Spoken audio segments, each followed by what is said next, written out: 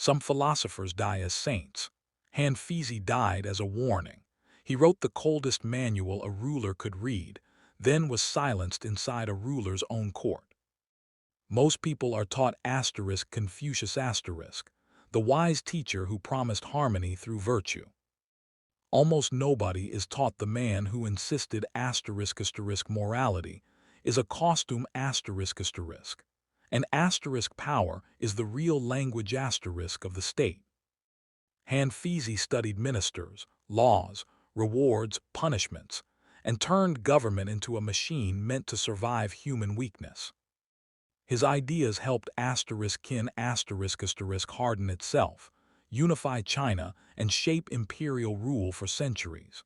And the logic still whispers in modern politics: control the system, and you control the future. To understand why kings feared him, you have to start with the world that produced him. In the centuries before China became one empire, it was many worlds locked in one crowded map.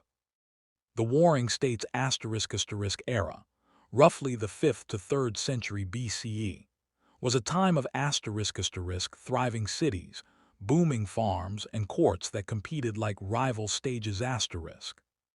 Everywhere, rulers collected talent the way generals collected weapons: strategists, scribes, diplomats, philosophers.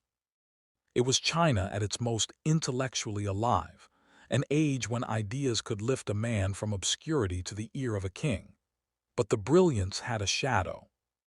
Beyond the palace gates were mass conscriptions, burned fields, and wars that erased entire clans.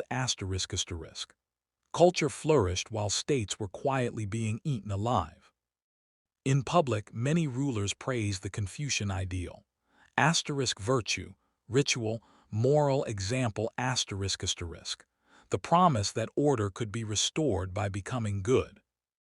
Yet behind the ceremonies, they wanted something simpler, a method that worked. When survival becomes the only morality, a different kind of thinker rises. Han Feizi was born around 280 BCE into the nobility of the state of Han not the strongest kingdom, not the safest one, but close enough to danger to feel history closing in.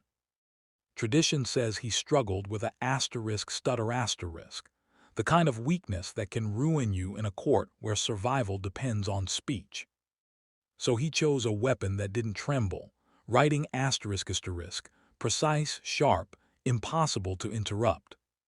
He studied in the intellectual world shaped by Zunzi a Confucian who dared to say what polite society avoided: that human nature isn't naturally good, and order must be built.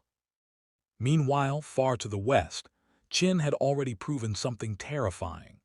Under reformers like Shang Yang strict laws and ruthless administration weren't theories.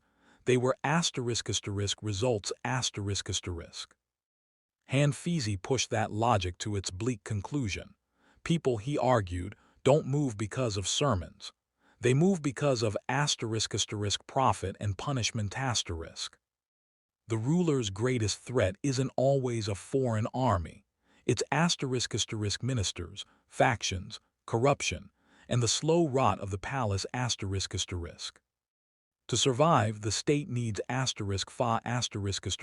clear law, shu methods to control officials, and she the authority of the throne itself.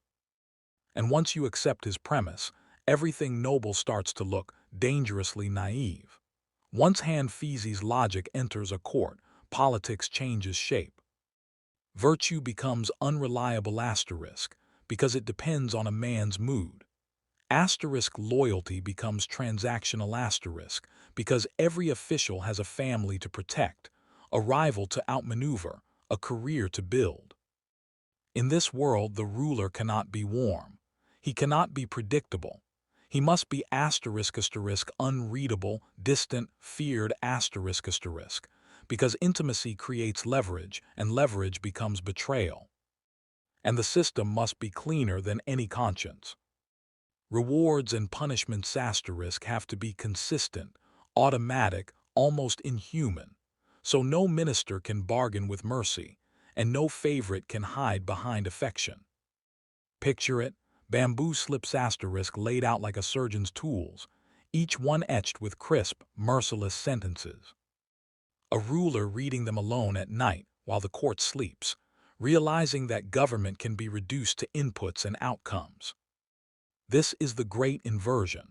The Confucian ideal of a benevolent king becomes the legalist reality of a manager of coercion.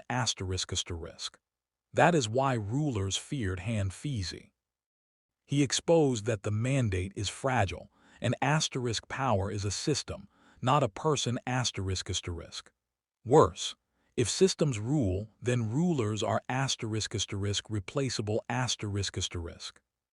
And if everyone pursues self-interest, then even your closest advisor is a potential traitor. Then history delivers its cruelest irony. Han Feizi is summoned to the most ruthless court of all Qin. By the time Han Feizi's essays reached Qin, the state had already turned itself into something other kingdoms barely recognized. Reforms, discipline, registers, taxes, ranks, punishments. A bureaucracy so tight it could move armies like a single body. Qin wasn't just winning battles. It was becoming an engine built for conquest. At its center sat King Zheng, the young ruler who would later be remembered as Qin Shi Huang, the first emperor. Tradition says he read Han Feizi and felt something close to relief, like finding a map through chaos. This is the man I need. So Han Feizi was summoned. But he arrived carrying a stain he couldn't wash off. He was a noble of Han, a rival state Qin intended to swallow. In a paranoid court, outsider and enemy were almost the same word. And there was another problem, one with real power. Li Si Qin's influential minister, recognized a rival the moment he saw one. Admiration turned into danger. Recognition curdled into a trap. In a court where technique is everything, the philosopher of technique becomes the easiest target. Han Feizi's end reads like a footnote written by his own philosophy. Once court suspicion turned, the machinery did what it was designed to do. It removed a risk. He was imprisoned. Accusations multiplying in the dark, politics tightening like a noose. No open debate, no heroic defense, just procedure and fear. Li Si pressed the advantage, and in 233 BCE Han Feizi was forced to drink poison. The man who warned that ministers act from interest died, surrounded by men acting exactly that way. In the legalist world, truth is not a shield, control is, and then comes the bitter revival. Han Feizi vanished, but the system he described kept walking. Qin conquered its rivals and in 221 BCE unified China, not only with armies but with legalist administration standardized measures and writing, centralized authority. Strict laws that treated society like a ledger to be balanced. Later dynasties would denounce Qin's harshness, praising Confucian virtue as the official face of civilization. But behind that face, many rulers kept legalist tools close. Bureaucracy, surveillance, incentives, punishments, quiet techniques that made the empire function. That is the final contrast. The man dies powerless. The method becomes immortal. But if legalism won, why did later rulers pretend they hated it? Han Feizi's shadow is long because his pattern is familiar. Many states speak in the language of virtue, tradition, harmony. The story a society tells itself. But they govern through quieter mechanics. Institutions, surveillance, incentives, punishments, the levers that make people comply even when belief fades. That's the psychological legacy he understood. Rulers don't only fear rebellion. They fear being understood because once the public sees how power actually works, the mystique breaks and obedience becomes negotiable. You can see echoes of this across geopolitics without forcing a straight line. The race for internal stability the growth of bureaucracy, information control, the obsession with measuring loyalty and risk. The techniques evolve, but the logic stays stubbornly human. And in China's case, imperial statecraft carries a deep memory.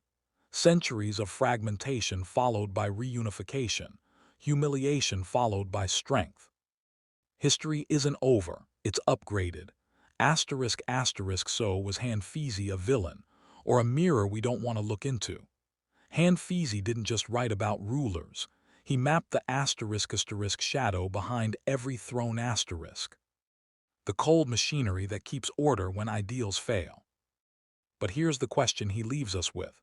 If power runs on fear and incentives, can any empire stay humane and still survive? If you want the next chapter, how Qin's victory became its downfall, watch the story on your screen. Mujia is script key 110 image prompt due.